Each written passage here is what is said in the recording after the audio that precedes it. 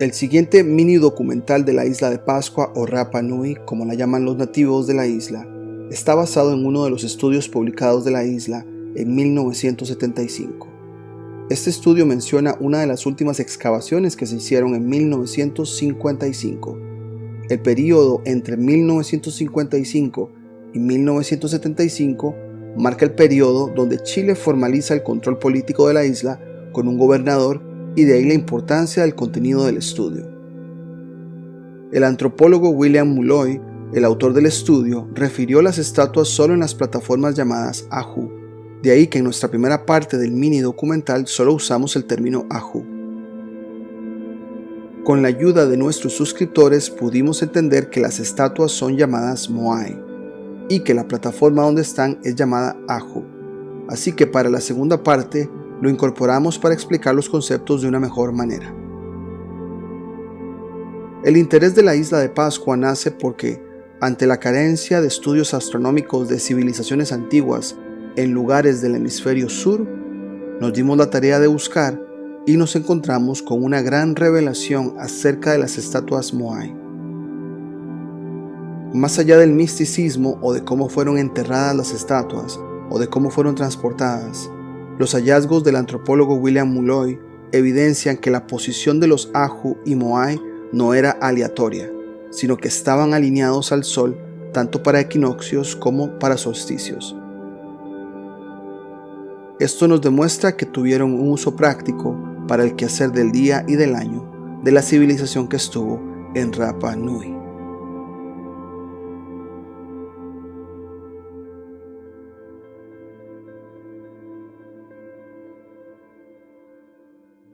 Desde hace bastante tiempo hemos estado en búsqueda de sitios arqueológicos en el hemisferio sur, y hace poco nos encontramos con la isla de Pascua, una isla que es conocida en la cultura general por sus icónicas estatuas.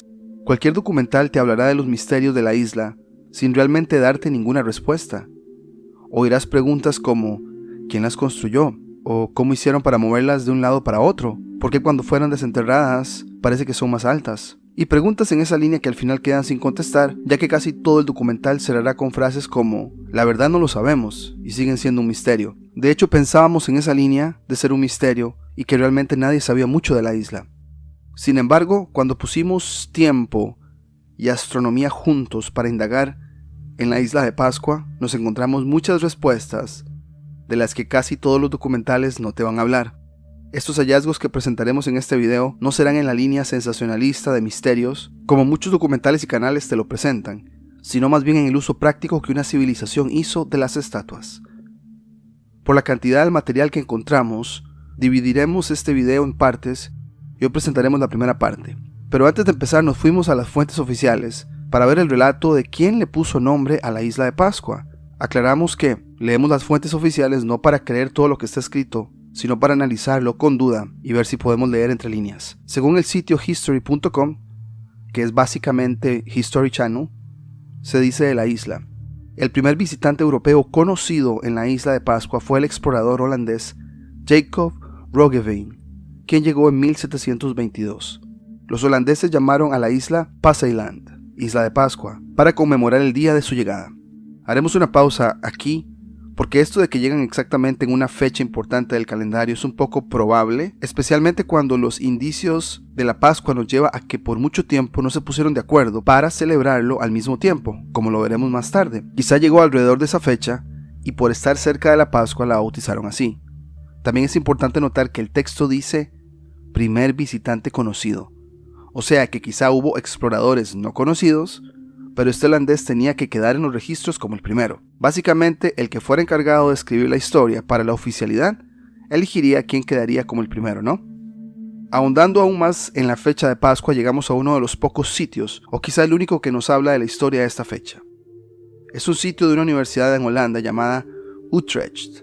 ¡Qué coincidencia! De Holanda también. Coincidencia o no, parece que Holanda tuvo que ver mucho en el control de navegación y quizá en la cartografía, para que un holandés fuera el primer visitante conocido. El artículo se llama Fechas anómalas del domingo de Pascua en el siglo XVIII y nos habla del valor astronómico de la fecha, lo cual afirma que las religiones, en este caso la judeo-cristiana, tienen sus bases en los movimientos de los astros, pero nunca te lo van a decir abiertamente.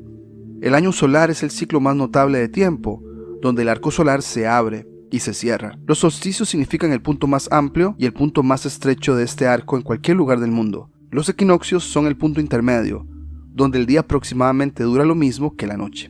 La Pascua católica en algún momento sucedía en los equinoccios de marzo, donde el sol sale exactamente por el este y se oculta en el oeste, en cualquier localidad del mundo. Sin embargo, fue forzada a alinearse al tiempo judío de la Pascua, el cual toma en consideración el elemento astronómico de una luna llena, después del equinoccio, y es por eso que ahora esa fecha varía año a año. El artículo de la Universidad Utrecht dice lo siguiente al respecto. Por recomendación del astrónomo y matemático Erhard Weigel, 1625-1699 de Jena, y defendida por su alumno Gottfried Wilhelm von Leibniz, 1646-1716, y varios otros astrónomos alemanes y matemáticos, la fecha del domingo de Pascua en el nuevo calendario ya no se derivaría de las tablas eclesiásticas, basadas en los movimientos medios del Sol y la Luna, sino de los tiempos astronómicos del equinoccio de primavera y la siguiente luna llena. Los cálculos astronómicos para determinar estas fechas debían basarse en las Tabulae Rudolphinae de Johannes Kepler, 1627, y el meridiano del antiguo observatorio Uraniborg de Tycho Brahe en Heaven. Haremos una pausa, ya que la palabra eclesiástica, que ha sido relacionada a religión, por lo menos esa es la programación que nos han dado, está basada en los movimientos del Sol y la Luna. Así que entonces el vocablo eclesiástico tiene una gran connotación astronómica y nunca te lo van a decir abiertamente. Más adelante el artículo dice lo siguiente. Ya en el primer año de la Reforma Calendárica 1700, el domingo de Pascua astronómico se produciría una semana antes del domingo de Pascua gregoriano.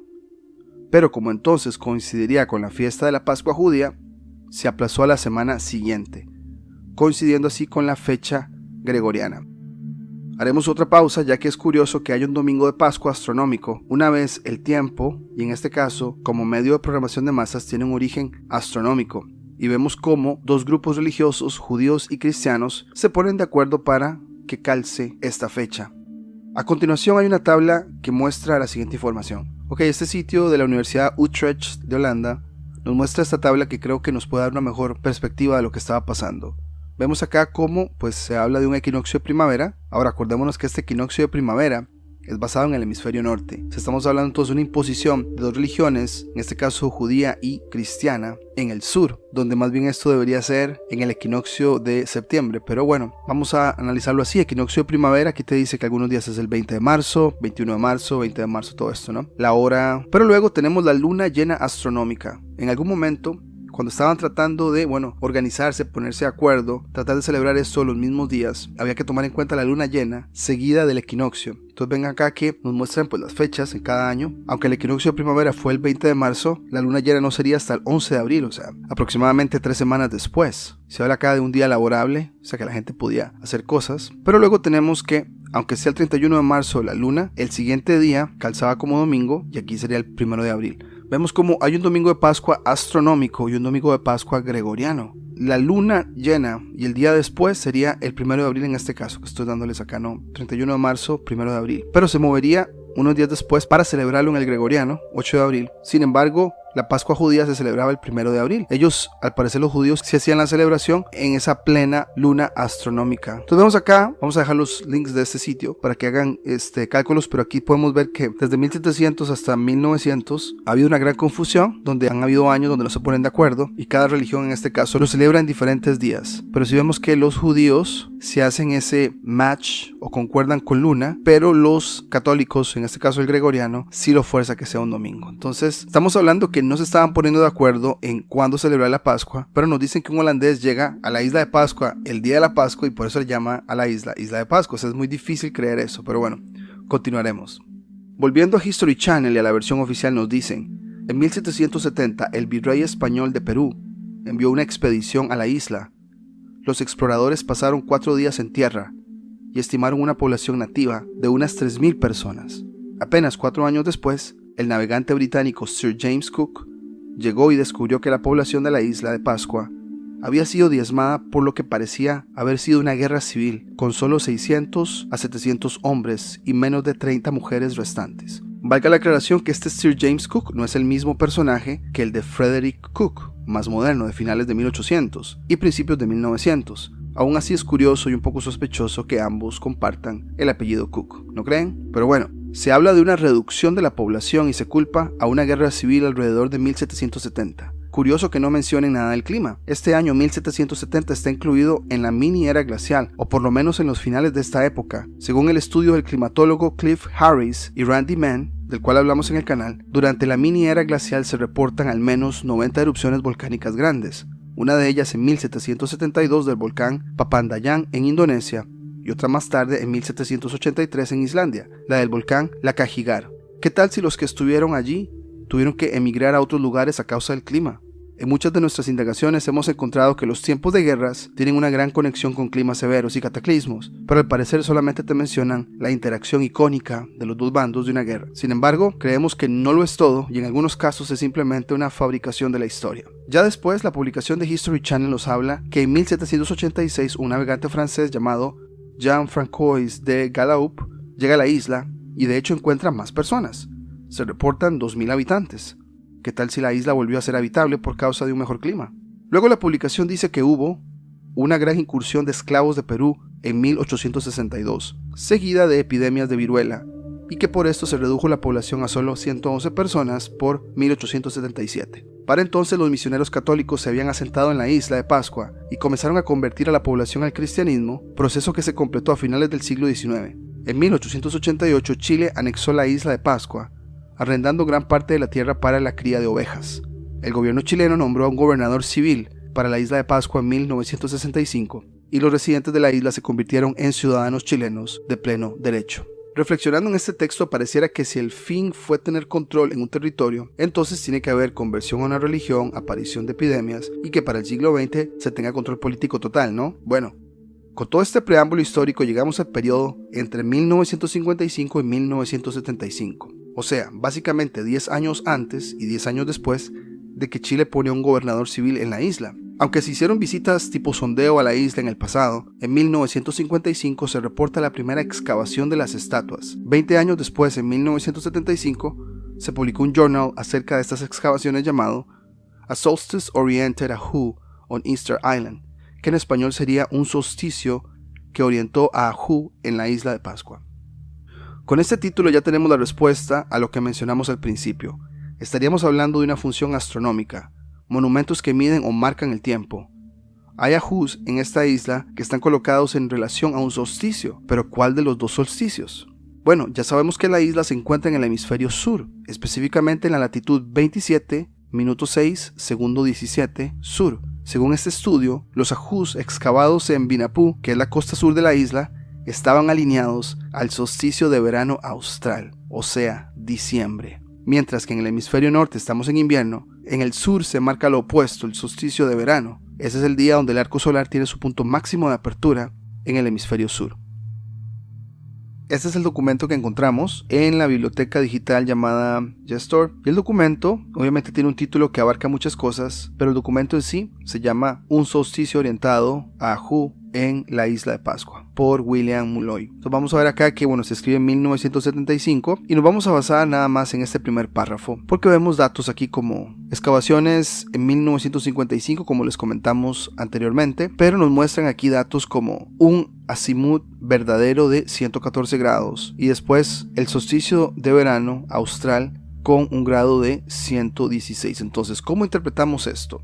Entonces, para esta pequeña demostración, solo para este primer párrafo, porque ahondaremos en más contenido en la segunda parte, pero por ahora vamos a poner nada más este ejemplo. Entonces, para hacer esto, tenemos este sitio que ya lo hemos compartido en el canal. Es un sitio hecho por un arquitecto que básicamente pone el recorrido del sol por cada ubicación, por coordenadas, y le permite saber, las sombras, cómo se van a proyectar. Entonces, él sin ninguna intención de promover ningún modelo, simplemente es un sitio de utilidad para imaginarnos cuál es el recorrido del sol en esa ubicación. Entonces tenemos por acá, escogimos en la fecha, como pueden ver, 22 de diciembre de 1955, digamos que la fecha cuando empezaron las excavaciones, solo para tenerlo como referencia, que es el solsticio de verano en el hemisferio sur. Y vemos por acá que estamos antes del amanecer 5:20, vamos a mover un poco más y vemos que el sol sale en este punto. Vamos a hacer un acercamiento. Ven que el sol está casi en el 120.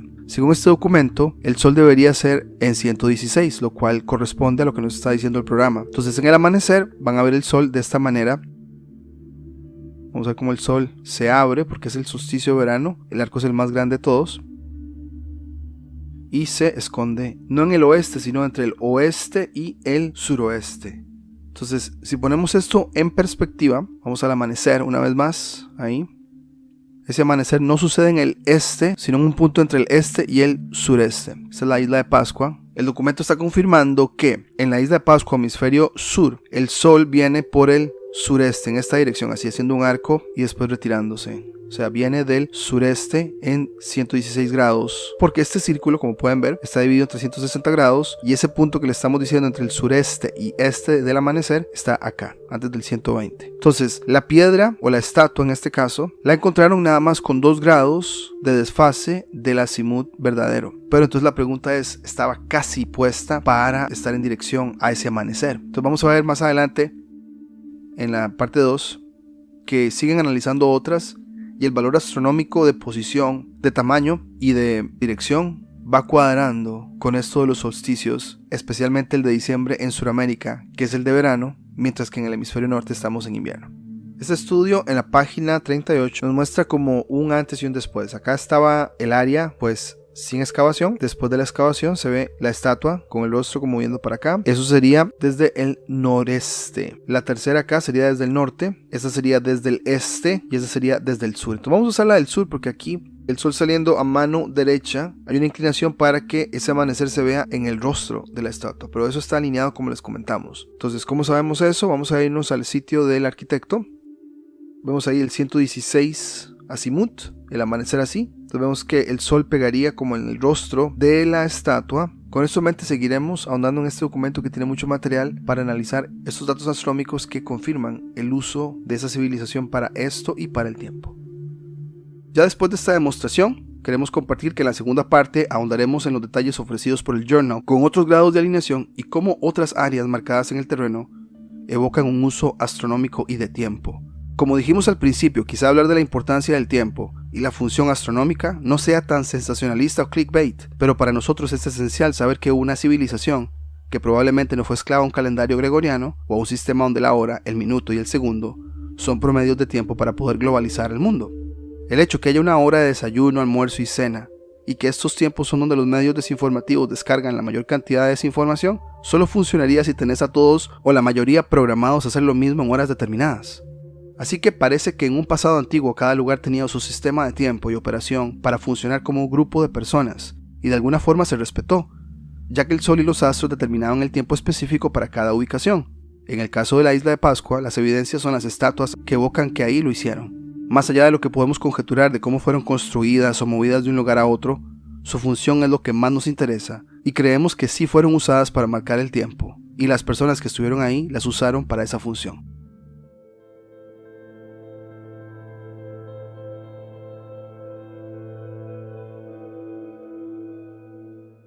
Esta sería la segunda parte de nuestro video de la isla de Pascua o Rapa Nui, como es llamada en el idioma nativo. Está claro que en la mayoría de las cosas escritas por la oficialidad, muchos nombres han sido elegidos por esos que escriben la historia para impregnarse en sus libros, y la isla de Pascua no ha sido la excepción. Sin embargo, el video desde un principio fue con el fin de explicar algo de lo que no habíamos encontrado en otros videos, que es el tema del tiempo y la astronomía, el cual vincula las estatuas de la isla.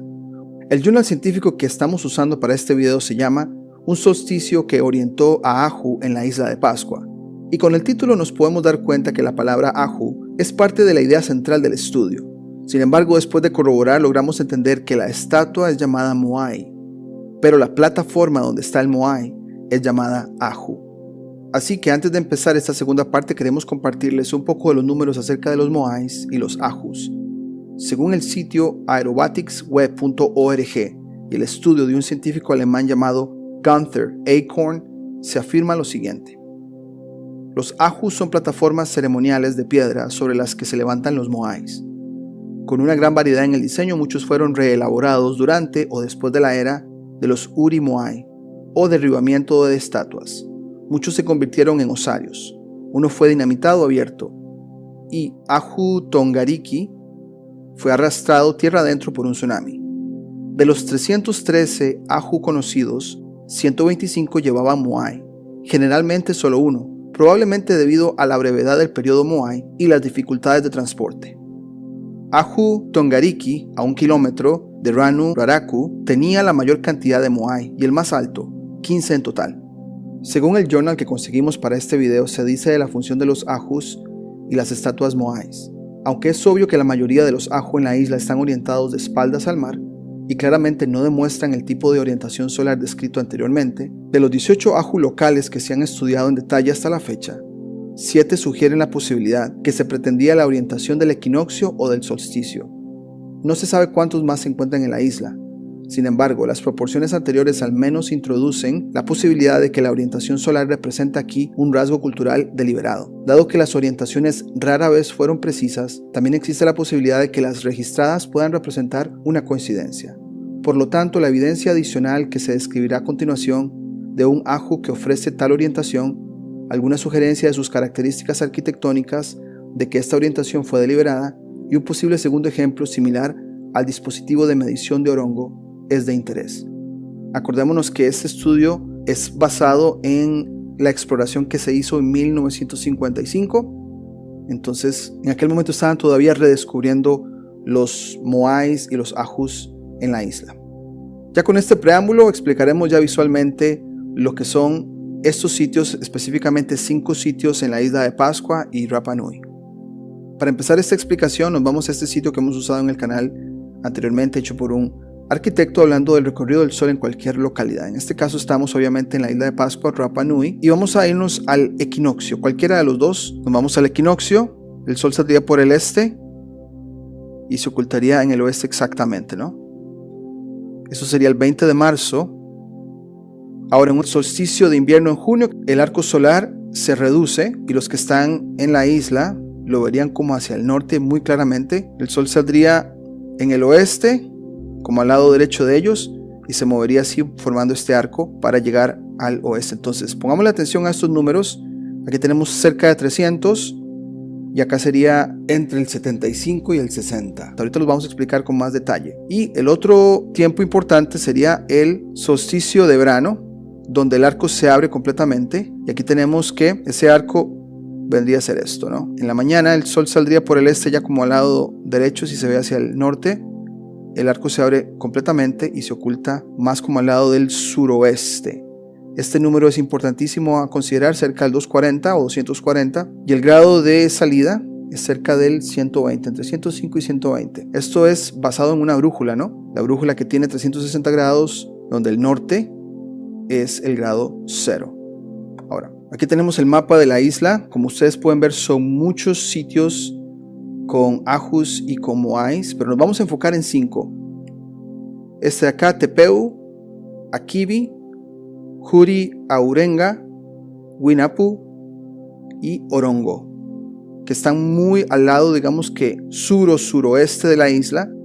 Y importante, nuestra brújula marcando norte 0 grados, este 90 grados, sur 180 grados y el oeste 270 grados. Vamos a estar usando la brújula y apuntando a direcciones con el fin de explicar esto un poco más claro. Vámonos a Binapu, el primero, ¿no? Aquí tenemos el sitio, Ahu Binapu. Nos estamos acercando, aquí está el sitio. Hemos marcado estas líneas para que ustedes vean la delimitación de ellas. O sea, ¿por qué las delimitan así? Bueno, muy fácil. Van en la dirección al sol, ya sea salida o puesta del sol. En este caso, si tenemos la brújula, estamos hablando del este. Y dice el texto por acá que el Ahu número 1 está alineado a 114 grados, 2 grados del azimut para el solsticio de verano verdadero, y que el Ahu número 2 está alineado a 91 grados con 30 minutos.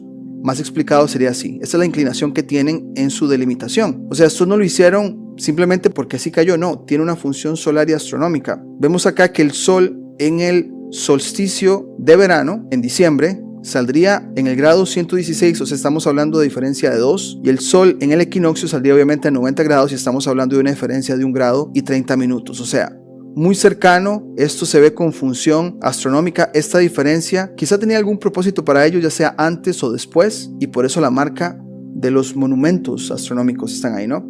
Esta es una foto del sitio que la tomamos del Google Earth para que más o menos ustedes se den una idea de cómo se ve este sitio, que ya pues se ve como que las estatuas cayeron, no las levantaron, pero están ahí. La delimitación, que es lo más importante para este asunto de medir el solsticio y el equinoccio. El siguiente sitio que vamos a mostrar se llama Orongo, donde está este volcán. Vamos a poner aquí la brújula importante también para recordarnos. Acá está el sitio, lo vamos a ir acercando con tomas del Google Earth hasta llegar al sitio muy cerca del cráter. Aquí lo tenemos y vean que están alineadas como diagonales. Estas estructuras van a explicar pues obviamente el equinoccio, que se da a 90 grados este según la brújula, el solsticio de invierno en junio, que se da a 64 grados, y obviamente el solsticio de verano, que se da en diciembre a 116 grados.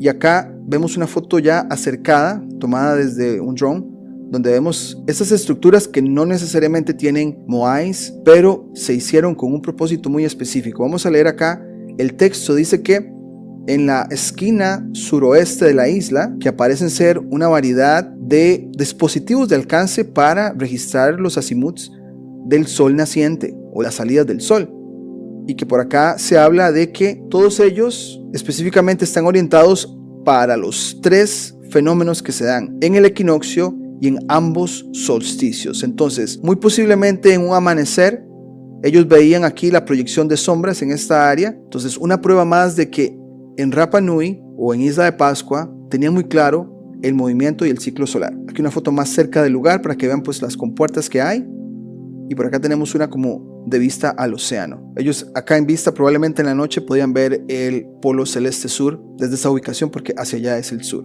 Luego el siguiente sitio se llama Tepeu. Vamos aquí con la brújula recordándonos los puntos cardinales y los grados para cada punto.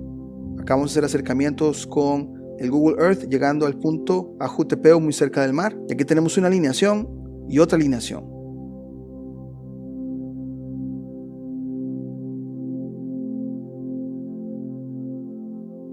Aquí mostramos el texto del estudio. Vemos la alineación que hay, 113 grados, 110 grados, acorde con lo que está escrito. Y estamos hablando del solsticio de verano en diciembre. Esos 116 grados donde el sol viene del sureste, y estos ajus y sus moais en aquel momento tenían la función de marcar ese solsticio. Vemos que uno está a 3 grados de diferencia y el otro está a 6 grados. Probablemente los días anteriores al solsticio eran importantes, quizá los pusieron así, o también está la posibilidad que se haya movido, pero independientemente de la causa, sí se ve que el propósito astronómico está ahí para esperar la salida del sol en los solsticios de verano en diciembre en la isla. No termina ahí, porque nos hablan, bueno, la salida del mar tendríamos la puesta de sol, ¿no? Y este aju, particularmente el número 1, el que se llama número 1, se registró que está en una inclinación de 293 grados, lo que significa que para el solsticio de invierno en junio está a 3 grados de ese solsticio. Entonces, como pueden ver, acá estamos a 3 grados del solsticio de verano en diciembre, en la salida del sol, y acá 3 grados para el solsticio de invierno en junio, en la puesta de sol, ¿no? Como que esos 3 grados significaron algo muy importante para ellos, porque tenían los dos ajus acá, y también tanto en invierno como en verano tenía alguna función para ellos ir midiendo el tiempo. Aquí tenemos la brújula para que más o menos ustedes se den cuenta de que el arco en el invierno es más corto y en la puesta del sol es más como entre el oeste y el norte, como en el noroeste. Acá una foto del sitio Ajutepeu, que obviamente fue golpeado. Se ve como que sí habían pues estatuas antes, pero ahí está. Estas son las paredes. Aún con las estatuas caídas y todos estos escombros, la delimitación queda muy clara con los grados que acabamos de compartir. El siguiente sitio se llama Akibi. Ahí tenemos la brújula para darnos una idea. Ahí está el acercamiento de Akibi. Llegamos y ponemos el texto que tomamos del estudio. Akibi tiene una particularidad. Estamos hablando de 35 minutos, o sea, menos de 1 grado de exactitud en el sol naciente del equinoccio. Aju Akibi está en un área agrícola de siembras. Como pueden ver, aún se hace siembras y hay una estructura de estas en el área agrícola. Entonces, muy posiblemente que lo usaron para medir el tiempo a cómo iban produciendo las cosechas, porque el ciclo solar va muy de la mano de los ciclos de la agricultura. Ahora, un acercamiento acá, vemos la delimitación para el equinoccio de marzo en septiembre. Tendría sentido en el equinoccio cuando el clima está como muy listo para las cosechas, y ahí vemos los 35 minutos de diferencia, casi los 90. Vemos las estatuas ahí. Ahí está el texto que les estamos hablando, los 35 minutos, menos de 1 grado. Y acá una foto de lo que sí está en este momento, los Moai cerca de la zona de agricultura, como ustedes pueden ver atrás. Esta foto la tomamos del Google Earth. Hay un sitio que está muy cerca de Ahu Akibi, se llama Ahu Baiteca y según el texto tiene una inclinación pero hacia el oeste. En el atardecer ponemos ahí los 270 grados para los equinoccios de marzo y septiembre. Tenemos 2 grados 52 minutos de diferencia y el texto nos dice eso, 2 grados 52 minutos de diferencia en la puesta del sol en el equinoccio. Lo interesante de esos dos sitios es que estamos cerca de un área agrícola. Al parecer los equinoccios tuvieron mucha importancia a la hora de sembrar. Por lo menos esa es la conclusión que podemos llegar. Acá una foto de ese sitio que ahora nada más queda la demarcación y digamos que el torso de lo que fue un Moai. Aquí el crédito a Murray Food de este sitio, que es la única foto que encontramos en internet para ilustrar este sitio. Ahí lo tenemos. Y ya para terminar, el último sitio se llama Uri Aurenga. Acá tenemos acercamientos con el Google Earth. Ahí tenemos Urenga. Vean que está muy en el medio pues de caseríos o de casas en este momento. De hecho, el texto menciona esto como un lugar olvidado, pero con la función específica, porque es exacto, con alineación de 64 grados para poder ver el solsticio de invierno en junio, 64 grados. Aquí tenemos la brújula para que vean, 90, como el arco es más cerrado en el sur viendo hacia el norte, ese sol saldría a los 64 grados y este Moai, de hecho que sí todavía está, con la alineación del Ahu, va exactamente a ese solsticio. Aquí tenemos ya una foto para corroborarlo, una foto que tomamos de Google Earth donde está el único Moai. Pero vean que está como una parte elevada por el mismo propósito, para poder agarrar el sol lo más que se pueda hacia ese este. Pero hasta acá llegamos con toda esta presentación de la isla Rapa Nui o Isla de Pascua. Y más allá de las confusiones del nombre o de la situación política con Chile, lo que nos interesaba más era mostrarles que esta civilización que estuvo ahí sabía del ciclo solar y sabía de estos 4 puntos específicos en el tiempo, de los 2 equinoccios y de los 2 solsticios. En aquellos tiempos donde no nos controlaban con relojes ni con agendas globalistas, las civilizaciones sabían que el sol marcaba el tiempo y era muy importante saber cuándo había que sembrar, cuándo había que prepararse para ese invierno y cuándo venía el verano también. Entonces, si tenés algún comentario, algún aporte a esta presentación, nos encantaría escucharlo, pero por ahora sería todo y nos vemos en la próxima.